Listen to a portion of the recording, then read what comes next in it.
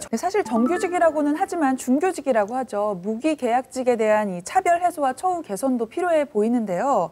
본인이 원하면 정년까지 일할 수도 있고 이 일부에서는 경력을 인정해줘서 호봉제를 도입하기도 하지만 사실 단일 임금 체계인 곳도 적지 않습니다. 승진 같은 거에서도 좀 차별이 있다고 들었는데 어떤가요? 네, 그렇습니다. 일단 아까 말씀드렸던 비정규직, 기간직 근로자 등의 비정규직을 정규직으로 전환한다는 얘기는 정부에서는 아무래도 무기계약직 형태로 전환할 것 같은데요. 네. 이 무기계약직을 흔히 준규직이라고 부르죠. 네. 왜냐하면 고용은 보장돼 있는 거 맞습니다. 그런데 아직까지 경력을 인정해주지 않는 곳이 너무 많아요. 네. 네. 어떤 얘기냐면요. 같은 무기계약직으로 들어왔어요.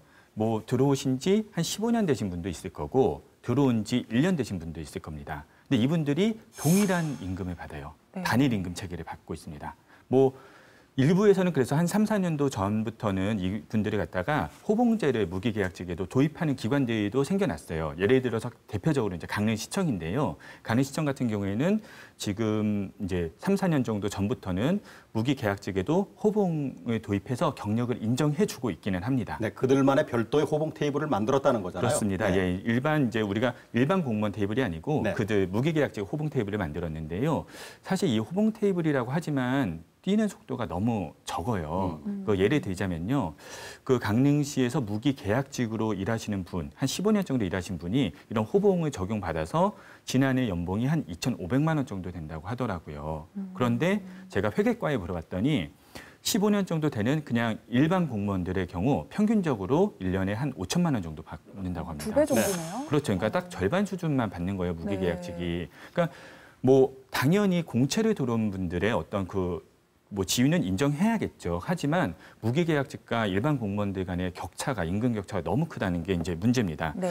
그리고 이렇게 큰 것뿐만 아니라 사실은 여러 가지 복지 혜택도 상당히 많이 적어요. 저희가 흔히 얘기하는 뭐 식비 문제라든가 뭐 상여금 같은 문제들 우리 명절 때마다 나오잖아요. 네. 뭐 비정규직은 상여금을 안 받거나 거의 적게 받고 또 정규직은 많이 받고 뭐 이런 식의 이제 뭐 차별이 너무 많다 사회에 그런 얘기들이 있는데 일단 정부에서도 이렇게 해서 무기계약직들의 처우를 좀 개선해주자 이런 얘기들이 나오고 있습니다. 네. 네. 그러니까 뭐 흔히 말해서 복지 포인트, 뭐 공무원들이 1년에 어느 정도 쓸 수 있는 그런 복지 포인트 있잖아요. 이거라든가 상여금이라든가 아니면 식비 같은 복지 후생 같은 것들은 조금 우리가 같이 동등하게 좀 적용시켜주자.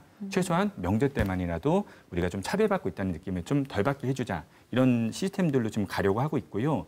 또한 뭐 승진 체계라든가 뭐 인사관리 체계라든가 이 무기계약직 나름대로의 어떤 체계를 좀 만들려고 하고 있습니다. 또한 무기계약직 하면 약간 좀 계약을 끊임없이 한다. 약간 좀 부정적인 뉘앙스도 있는 것도 사실이잖아요. 그래서 네. 호칭도 무기계약직보다는 공무직 아니면 상담을 한다면 상담직 혹은 뭐 사무직 이런 식으로 좀 호칭도 변환해보자 이런 움직임들도 지금 계속 일어나고 있습니다. 네. 이번에 이제 교육기관 문제를 좀 알아보도록 하죠. 지금까지 네. 얘기한 것은 이제 공공기관, 뭐 도라든가 18개 시군 그쪽 얘기를 네. 주로 했습니다만은 네. 도교육청 얘기는 우리가 뺐잖아요. 교육기관의 비정규직 문제 이게 더 복잡다단하고 좀 들여다봐도 이게 무슨 말인지 잘 모를 경우도 있고 그렇게 보이던데 네. 이건 지금 어떻게 돼가고 있나요? 일단 교육기관의 비정규직 문제가 가장 복잡한 게 맞습니다. 왜냐하면 일단은 고용을 직접 교육청에서 할 수도 있고요. 또 학교에서 할 수도 있습니다. 학교장들이 고용을 하는데 예를 들면 학교마다 또 사정이 달라요. 예를 들면 뭐 경비를 보자면요. 학교 경비를 보자면 어떤 곳은 주간만 학교 경비 고용을 하는 곳도 있고 어떤 곳은 또 주야간 다 하는 곳도 있습니다. 그 학교의 계약 체계나 운영 시스템에 따라서 달라요. 이분들도 뭐 일당 5만 원을 주느냐, 6만 원을 주느냐, 혹은 4만 원을 주느냐 이거에 따라서 학교장이 계약이 제각각입니다. 그러니까 임금 조건, 근로 조건 모두 다릅니다. 그 경비직만 해도 그런데요. 이 직종이 교육기관이다 보니까 63개나 돼요. 이 비정규직 직종이. 네. 네, 예. 워낙 복잡하고 여기에 또 파견 용역직까지 있습니다. 네. 이 파견 용역직 같은 경우에는 교육청에서 지금 제대로 파악조차 하지 못할 정도로 굉장히 복잡다단합니다.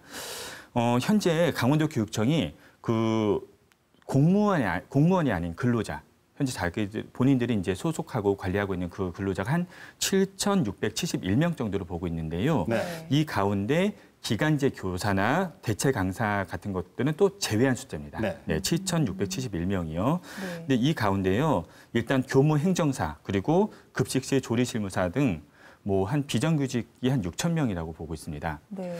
근데 앞서 제가 말씀드렸지만 비정규직, 그러니까 그 무기계약직에 있어서 가장 큰 문제가 뭐냐면 경력을 인정해 주느냐 안 해주느냐, 그러니까 한마디로 호봉이 도입되느냐 안 도입되느냐, 이게 가장 큰 문제입니다.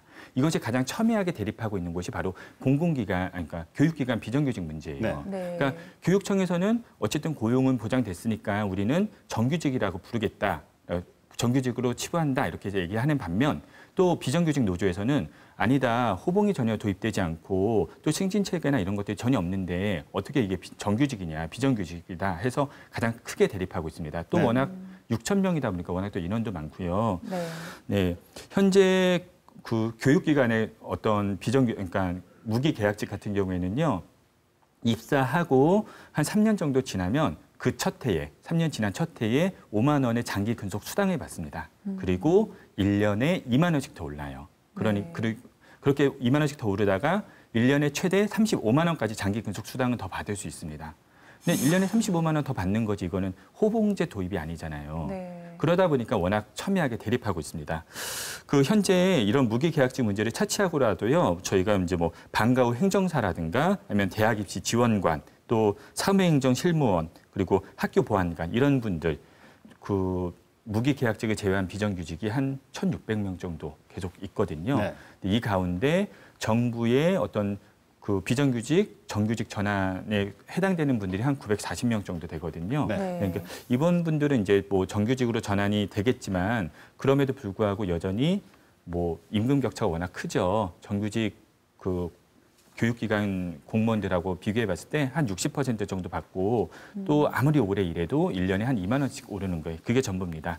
또 이분들뿐만 아니라 뭐 스포츠 강사라든가 영어 강사 이런 분들은 계속 쪼개기 계약을 하고 있어요. 1년에 11개월 계약하고 퇴직금 안 주고 다시 신규 계약을 맺고. 네. 이러니까 고용 불안이 너무 많은 겁니다. 네. 그리고 여기에 아까 말씀드렸지만 파견이나 용역직 같은 경우에는 지금 제대로 파악이 안 되고 있어요. 네. 그래서 강원도 교육청에서는 일단 파견이나 용역직 같은 경우에는 우리가 정규직으로 전환할 때 이 기간이 끝나는 대로 교육청에서 직접 고용을 하는 방식으로 해서 무기계약직으로 전환하겠다. 지금 이런 계획은 내놓고 있습니다.